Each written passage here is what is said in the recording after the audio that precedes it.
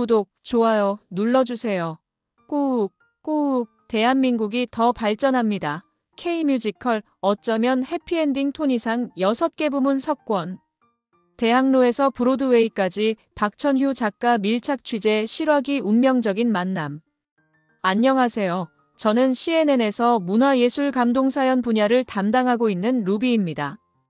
재미교포 2세로 태어나 한국과 미국 양쪽 문화를 모두 경험하며 자라왔기에 두 나라를 잇는 문화적 교류에 특별한 관심을 가지고 있어요.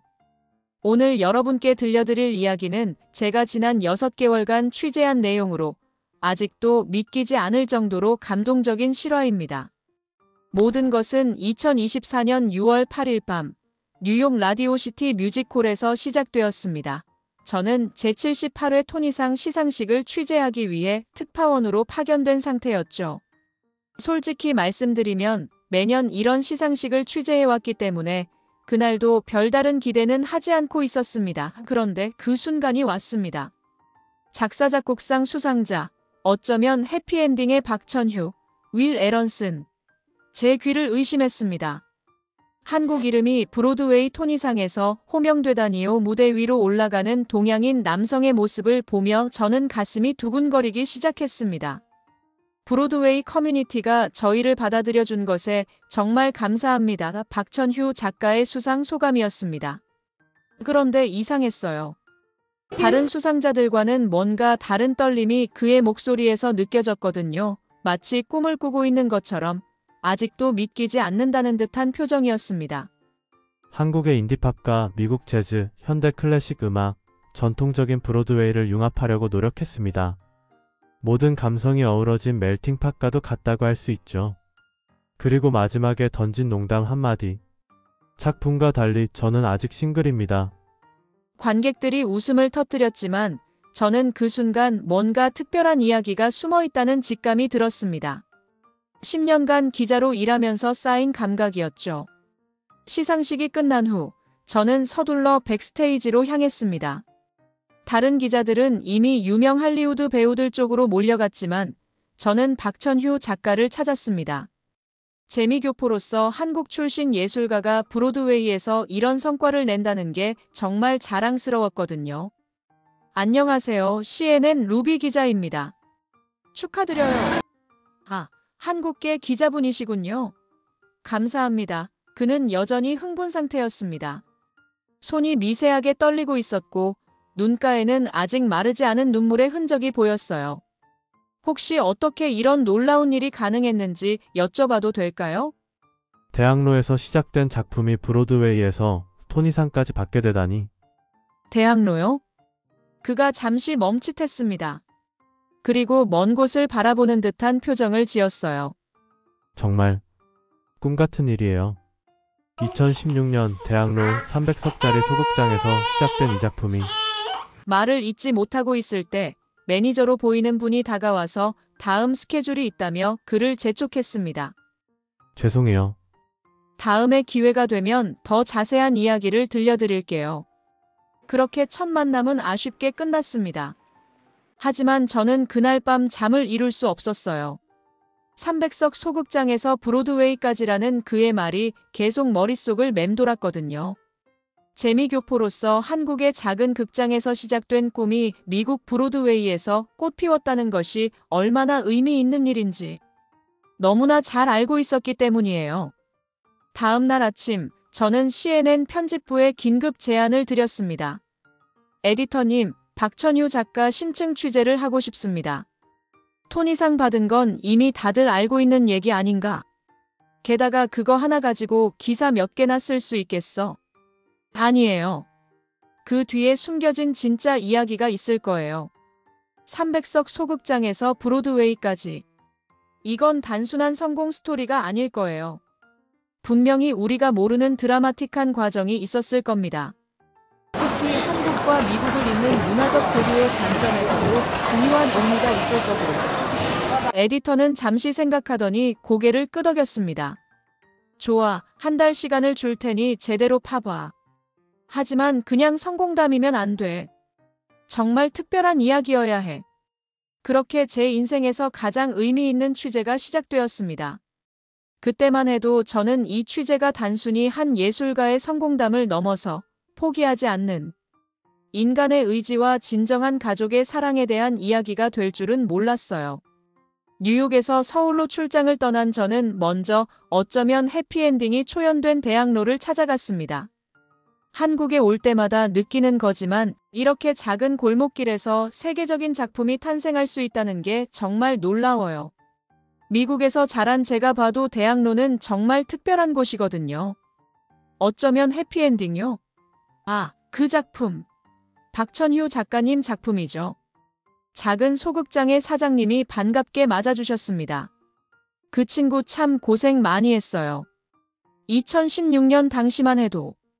어휴, 생각만 해도 가슴이 아프네요. 그 순간 저는 이 이야기가 제가 예상했던 것보다 훨씬 더 깊고 복잡할 것이라는 걸 직감했습니다. 사장님의 표정에서 안타까움과 연민이 동시에 느껴졌거든요. 이것이 제가 박천휴 작가의 진짜 이야기를 추적하기 시작한 첫 번째 순간이었습니다. 숨겨진 과거의 발견. 대학로 소극장에서 시작된 제 취재는 예상보다 훨씬 더 깊은 이야기들을 드러내기 시작했습니다. 2016년 당시 박천휴 작가님이 어떤 상황이었는지 좀 더 자세히 말씀해 주실 수 있을까요? 소극장 사장님은 잠시 머뭇거리다가 입을 열었습니다. 그때가 참 힘든 시기였어요. 작품 초연 때 객석이 반도 안 찼거든요. 박 작가님이 무대 뒤에서 관객 반응을 지켜보는데 눈물을 글썽거리시더라고요. 사장님의 말을 들으며 저는 2016년의 그 공연장을 머릿속으로 그려보았습니다. 300석 중 150석도 채우지 못한 객석, 그리고 그 뒤에서 불안해하는 한 젊은 작가의 모습을요. 그런데 정말 놀라운 건 작품 자체는 정말 좋았어요. 관객들 반응도 나쁘지 않았고, 다만 홍보가 부족했고, 아무래도 신인 작가다 보니 저는 그날부터 본격적으로 박천휴 작가의 과거를 추적하기 시작했습니다. 연극계 관계자들, 대학 동기들, 그리고 당시 함께 작업했던 스태프들을 만나면서 조금씩 그의 이야기가 드러나기 시작했어요. 가장 충격적이었던 건 그의 대학 동기와의 인터뷰였습니다. 천유는 정말 재능 있는 친구였어요. 하지만 졸업 후가 문제였죠. 다른 친구들은 대부분 안정적인 직장을 구했는데 천유만 음악을 계속하겠다고. 어려우셨나요? 어려운 정도가 아니었어요.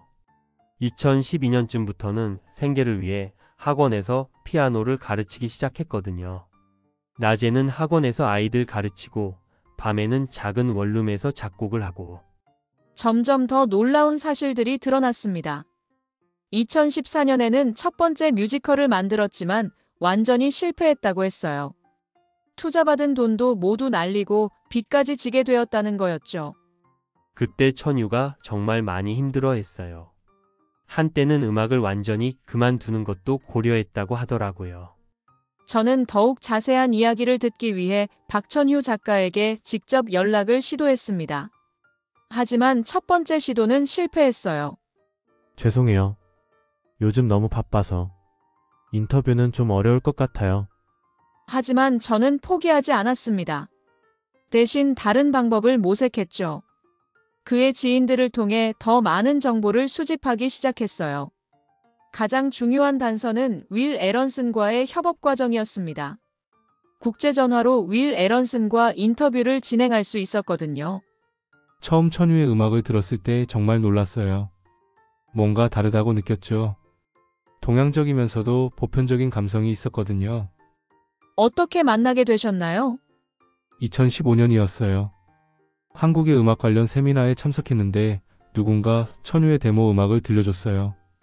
그 순간 이 사람과 꼭 작업해보고 싶다고 생각했죠. 하지만 윌 에런슨의 다음 말이 더 충격적이었습니다. 그런데 천유를 처음 만났을 때 그는 거의 음악을 포기할 뻔한 상태였어요. 실패에 대한 두려움, 경제적 어려움, 모든 게 그를 짓누르고 있었죠. 그럼 어떻게 다시 음악을 하게 되었나요? 그의 어머니 때문이었어요. 어머니. 그 순간 저는 이 이야기의 핵심에 한 걸음 더 다가섰다는 걸 느꼈습니다. 천유의 어머니는 정말 특별한 분이셨어요. 아들의 음악을 누구보다 믿고 계셨거든요. 2015년 당시에도 천유가 포기하려고 할 때마다 격려해 주셨다고 해요. 저는 박천휴 작가의 어머니에 대해 더 알고 싶어졌습니다. 하지만 안타깝게도 그분은 이미 몇 년 전에 돌아가셨다는 걸 알게 되었어요. 그래도 포기하지 않고 당시 상황을 아는 분들을 계속 찾아다녔습니다. 그러던 중 박천휴 작가의 고등학교 음악 선생님을 만날 수 있었어요. 천유 어머니는 정말 대단한 분이셨어요. 집안 형편이 어려웠는데도 천유의 음악 교육을 위해서는 아낌없이 투자하셨거든요. 어머니께서 음악에 대해 잘 아셨나요? 아니에요. 음악은 전혀 모르셨어요. 하지만 천유가 피아노를 칠 때면 항상 옆에서 들으시면서 눈물을 흘리시곤 했어요. 이렇게 아름다운 음악을 세상 사람들이 모른다는 게 안타깝다고 말씀하시면서요. 그 순간 저는 가슴이 뭉클해지는 걸 느꼈습니다. 한 어머니의 무조건적인 사랑과 믿음이 얼마나 큰 힘이 될 수 있는지를 깨닫게 되었죠. 하지만 더 충격적인 사실은 따로 있었습니다. 2017년 영업한 제작 과정에서 박천휴 작가가 겪었던 시련들이었어요. 브로드웨이 진출을 위한 영업한 제작이 쉽지 않았다고 들었는데요. 윌 에런슨이 한숨을 쉬었습니다. 정말 힘든 시간이었어요. 투자자들의 연이은 거절, 문화적 차이에 대한 이해 부족. 한때는 프로젝트 자체를 포기해야 하나 싶었죠. 박천휴 작가는 어떻게 견뎠나요? 솔직히 말하면 거의 무너질 뻔했어요. 2017년 말쯤 천유가 저에게 전화를 걸어서는 미안하다, 더 이상은 못하겠다고 하더라고요. 그 순간에 박천휴 작가의 심정이 어땠을지 저는 상상할 수 있었습니다. 꿈을 향해 달려왔지만 현실의 벽 앞에서 좌절할 수밖에 없었던 한 예술가의 마음을요. 하지만 이야기는 여기서 끝나지 않았습니다. 바로 그때 기적 같은 일이 일어났다고 윌 에런슨이 말했어요. 그런데 그 전화를 받고 며칠 후 천유에게서 다시 연락이 왔어요. 목소리가 완전히 달라져 있었죠. 다시 해보자고 하더라고요. 무슨 일이 있었던 걸까요? 그건 천유가 직접 말해줘야 할 이야기인 것 같아요. 하지만 제가 아는 건 그 이후부터 천유의 음악이 완전히 달라졌다는 거예요. 더 깊어지고 더 진심이 느껴졌죠. 윌 에런슨의 말에서 저는 이 이야기의 가장 중요한 순간이 바로 그때였다는 걸 알 수 있었습니다. 2017년 말, 포기 직전에 박천휴 작가에게 무슨 일이 일어났던 걸까요? 그리고 지금 생각해보면 그때부터 어쩌면 해피엔딩이라는 제목도 확정됐어요. 처음에는 다른 제목들도 고려했었거든요. 어쩌면 해피엔딩이라는 제목에 특별한 의미가 있나요? 네, 분명히 있을 거예요. 천유가 그 제목을 제안했을 때 눈에 눈물이 고여 있었거든요. 윌 에런슨의 말에서 저는 이 이야기의 가장 중요한 순간이 바로 그때였다는 걸 알 수 있었습니다. 2017년 말, 포기 직전에 박천휴 작가에게 무슨 일이 일어났던 걸까요? 저는 더욱 간절히 박천휴 작가와의 직접 인터뷰를 원하게 되었습니다. 그리고 그 간절함이 통했는지 마침내 그에게서 연락이 왔어요. 기자님, 시간이 좀 생겼어요. 만나서 이야기해 볼까요? 전 진실의 순간. 드디어 박천휴 작가와의 만남이 성사되었습니다. 약속 장소는 홍대의 작은 카페였어요. 제가 먼저 도착해서 기다리고 있는데 문득 이상한 기분이 들었습니다. 토니상을 받은 세계적인 작가와 만난다는 설렘보다는 한 사람의 진솔한 이야기를 들을 수 있다는 떨림이 더 컸거든요. 특히 저처럼 한국과 미국 사이에서 정체성을 고민해본 사람으로서 그의 이야기가 더욱 궁금했어요. 루비 기자님, 안녕하세요. 기다리셨죠? 박천휴 작가가 들어오는 순간 저는 조금 놀랐습니다. 토니상 시상식에서 봤던 화려한 모습과는 전혀 다른 수수한 옷차림의 평범한 남자였거든요. 아니에요. 저도 방금 왔어요. 먼저 축하 인사를 다시 드릴게요. 정말 대단한 일을 해내셨어요. 저도 재미교포로서 정말 자랑스러웠어요. 감사해요. 아직도 꿈 같아서 실감이 안 나네요. 커피를 주문하고 자리에 앉으니 그가 먼저 입을 열었습니다. 사실 처음에는 인터뷰를 거절하려고 했어요. 성공 스토리는 이미 충분히 많이 나왔잖아요. 그럼 왜 마음을 바꾸셨나요? 윌이 말해줬어요. CNN 루비 기자님이 정말 진지하게 제 이야기를 알고 싶어 하신다고. 그냥 표면적인 성공담이 아니라 진짜 이야기를요. 그리고 재미교포 기자분이라고 하니까 뭔가 제 마음을 이해해 주실 것 같았어요. 그렇게 박천휴 작가의 진짜 이야기가 시작되었습니다. 루비 기자님이 이미 많이 조사하신 것 같던데 어디까지 아세요? 토니상에서 육관왕을 하신 건 정말 대단했어요. 작품상, 극본상, 작사작곡상, 연출상, 나무주연상까지. 한국 창작 뮤지컬 최초로 작품상을 받으신 것도 알고 있고요. 재미교포로서 정말 자랑스러웠어요. 박천휴 작가의 얼굴에 잠시 미소가 지나갔습니다. 육관왕.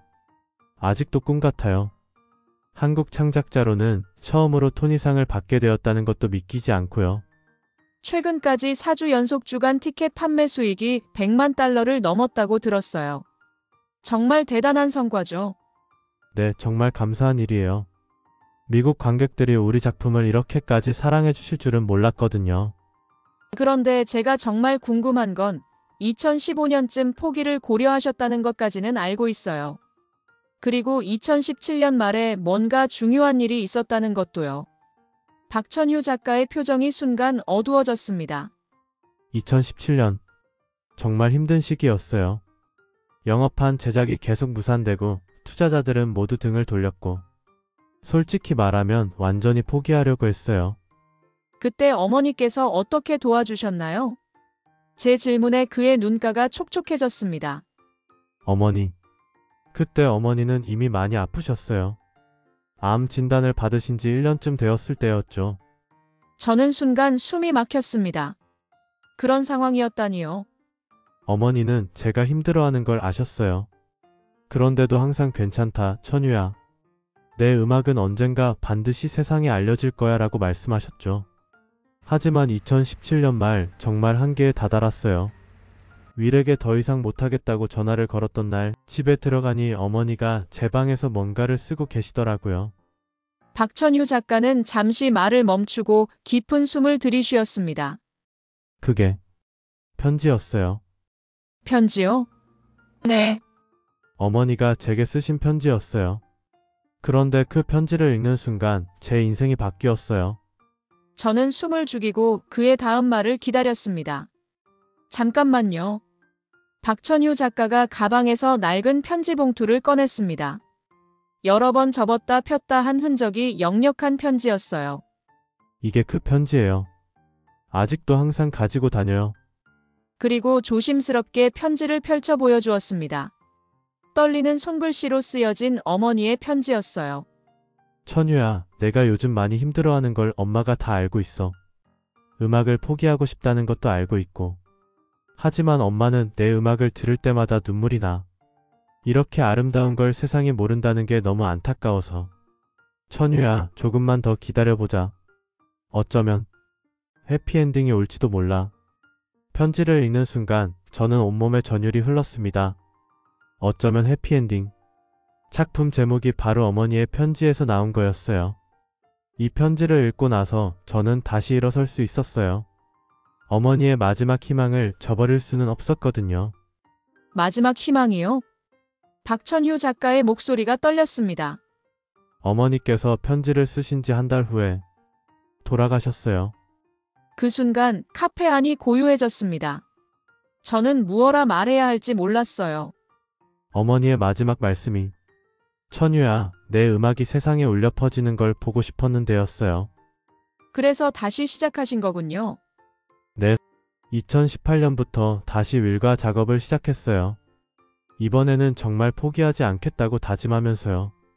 그 이후의 이야기도 순탄하지는 않았다고 했어요. 2019년, 2020년, 2021년. 계속된 거절과 실패들. 하지만 그때마다 어머니의 편지를 다시 읽으며 버텼다고 하더라고요. 2022년 말 드디어 브로드웨이 프로듀서 한 분이 관심을 보이기 시작했어요. 하지만 마지막 순간에 또 거절당할 뻔했죠. 어떻게 설득하셨나요? 직접 피아노 앞에 앉아서 노래를 불렀어요. 어머니를 생각하며 진심을 담아서 윌 에런슨이 했던 말이 떠올랐습니다. That moment changed everything. 그 순간 모든 게 바뀌었어요. 프로듀서가 눈물을 흘리더라고요. 이런 진심을 어떻게 거절할 수 있겠느냐고 하면서요. 박천휴 작가의 이야기를 들으며 저는 이것이 단순한 성공 스토리가 아니라는 걸 확신하게 되었습니다. 이건 사랑의 이야기였어요. 어머니의 무조건적인 사랑과 믿음, 그리고 그 사랑에 보답하려는 아들의 의지에 관한 이야기였죠. 토니상을 받으신 날 밤에는 뭘 하셨나요? 어머니 묘소에 갔어요. 한국 시간으로는 이미 다음날 아침이었지만 어머니께 말씀드리고 싶었거든요. 어머니 해냈어요. 정말 어쩌면 해피엔딩이 왔어요 라고. 그 순간 저는 눈물이 나올 것 같았습니다. 이 얼마나 아름다운 이야기인가요? 한 어머니의 사랑이 결국 세계를 감동시킨 예술 작품이 되었다니요. 그런데 기자님, 박천휴 작가가 갑자기 진지한 표정을 지었습니다. 사실 제가 이야기를 공개하는 이유가 따로 있어요. 어떤 이유인가요? 요즘 너무 많은 젊은 예술가들이 포기하고 있거든요. 경제적 어려움 때문에, 현실의 벽 때문에. 저도 그럴 뻔했으니까 그 마음을 너무 잘 알아요. 그의 목소리에서 진심이 느껴졌습니다. 이 이야기를 통해서 말하고 싶어요. 어쩌면 해피엔딩은 정말로 올 수 있다고. 늦어도 괜찮고 힘들어도 괜찮다고. 중요한 건 포기하지 않는 것이라고요. 그리고 무엇보다 그가 어머니의 편지를 다시 조심스럽게 접으며 말했습니다. 누군가 여러분을 믿고 있다는 걸 잊지 마세요. 저에게는 어머니가 계셨지만 여러분에게도 분명히 그런 사람이 있을 거예요. 그 말을 들으며 저는 박천휴 작가가 왜 전 세계 사람들에게 감동을 줄 수 있었는지 이해할 수 있었습니다. 그의 음악에는 단순한 멜로디가 아니라 진정한 사랑과 희망이 담겨 있었던 거죠. 인터뷰가 끝나갈 무렵 그가 마지막으로 한 말이 지금도 제 가슴에 남아 있습니다. 기자님, 이 이야기를 많은 사람들에게 전해주세요. 꿈을 포기하려는 사람들에게, 사랑하는 사람을 응원하고 있는 가족들에게. 모든 것이 불가능해 보여도 어쩌면 해피엔딩은 정말로 올 수 있다고요. 결 진정한 해피엔딩. 박천휴 작가와의 인터뷰를 마치고 집으로 돌아오는 길, 저는 오랫동안 생각에 잠겨 있었습니다. 이 이야기를 어떻게 독자들에게 전달해야 할까요? 단순한 성공담이 아니라 진정한 가족의 사랑과 포기하지 않는 의지에 대한 이야기로요. 며칠 후, 저는 다시 한번 중요한 만남을 가졌습니다. 박천휴 작가의 어머니와 가까웠던 분을 소개받은 거예요. 이분은 어머니의 생전 모습을 생생하게 기억하고 계셨습니다. 천휴 어머니는 정말 특별한 분이셨어요. 집안 형편이 어려우셨는데도 천휴의 음악 교육만큼은 절대 포기하지 않으셨거든요. 어떤 분이셨는지 좀 더 자세히 들려주실 수 있을까요? 음악은 전혀 모르셨어요. 하지만 천휴가 피아노를 칠 때면 꼭 옆에서 들으시곤 했죠. 그러면서 항상 이런 말씀을 하셨어요. 내가 음악은 모르지만 천휴 음악을 들으면 마음이 따뜻해진다. 이런 음악이라면 세상 사람들도 분명히 좋아할 거야. 라고요. 마지막까지도 아들의 음악을 믿으셨나요? 네. 병상에서도 천휴에게 작곡한 곡들을 들려달라고 하셨어요. 그리고 마지막에 하신 말씀이 천휴야, 엄마는 내 음악이 언젠가 세상에 울려 퍼지는 걸 보고 싶었는데 그걸 못 보고 가는 게 아쉽다였어요. 그 말을 들으며 저는 다시 한번 가슴이 뭉클해졌습니다. 그리고 동시에 깨달았어요. 박천휴 작가의 토니상 수상은 단순히 한 개인의 성공이 아니라 어머니와 아들이 함께 이뤄낸 기적이었다는 걸요. 기사를 쓰기 시작하면서 저는 이 이야기의 진정한 의미에 대해 생각해 보았습니다. 300석 소극장에서 시작된 작은 꿈이 어떻게 브로드웨이 무대까지 갈 수 있었을까요? 그리고 어떻게 토니상에서 6관왕이라는 역사적인 성과를 이룰 수 있었을까요? 드라마 데스크 어워즈, 드라마 리그 어워즈, 외부 비평가 협회상 등에서 이미 작품성을 인정받았던 어쩌면 해피엔딩이었지만 토니상에서의 성과는 정말 놀라웠습니다. 작품상, 극본상, 작사작곡상, 연출상, 나무주연상. 한국 창작 뮤지컬로는 최초로 작품상을 수상한 것도 의미가 컸죠. 그것은 바로 포기하지 않는 사랑 때문이었어요. 어머니의 무조건적인 믿음, 그리고 그 믿음에 보답하려는 아들의 의지. 이 두 가지가 만나서 만들어낸 기적이었죠. 그리고 무엇보다 미래의 서울을 배경으로 인간을 돕기 위해 만들어진 로봇 헬퍼들인 올리버와 클레어의 사랑 이야기가 전 세계 관객들의 마음을 사로잡았던 것도 중요한 요소였습니다. 이들이 사랑을 통해 존재의 의미를 찾아가는 과정을 섬세하게 담아낸 것이 바로 박천휴 작가의 진심이 녹아든 결과였거든요. 최근까지 4주 연속 주간 티켓 판매 수익이 100만 달러를 넘어설 정도로 인기를 끌고 있다는 소식도 정말 기뻤습니다. 2016년 대학로에서 5번째 시즌까지 한국 관객들의 사랑을 받았던 작품이 이제는 브로드웨이에서도 성공적으로 안착한 거였죠. 기사가 나간 후의 반응은 저의 예상을 뛰어넘었습니다. 수많은 독자들로부터 감동적인 메시지들이 쏟아졌어요. 저도 음악을 하고 있는데 요즘 너무 힘들어서 포기하려고 했어요. 하지만 이 기사를 읽고 다시 용기를 얻었습니다. 제 아들이 미술을 하고 있어요. 경제적으로 어려워서 다른 길을 권하려고 했는데 박천휴 작가 어머니처럼 아들을 믿고 응원해 주려고 합니다. 어머니의 편지 부분에서 눈물이 났어요. 저희 어머니도 제가 힘들 때마다 항상 격려해 주셨는데 그 마음을 이제야 제대로 알 것 같아요. 이런 반응들을 보며 저는 이 기사를 쓰길 정말 잘했다는 생각이 들었습니다. 박천휴 작가의 이야기가 많은 사람들에게 희망과 용기를 주고 있었거든요. 몇 주 후 박천휴 작가로부터 연락이 왔습니다. 루비 기자님, 정말 감사해요. 기사를 읽고 많은 분들이 연락을 주셨어요. 특히 젊은 예술가들이 용기를 얻었다고 하시더라고요. 정말 다행이에요. 좋은 이야기를 들려주셔서 감사했어요. CNN 독자들 반응도 정말 뜨거웠어요.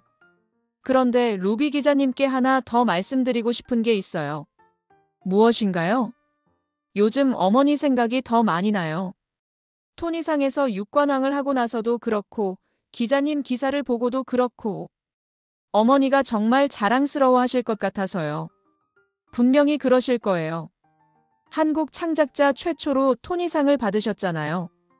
그리고 올 하반기에 국내에서 6번째 시즌을 개막할 예정이에요.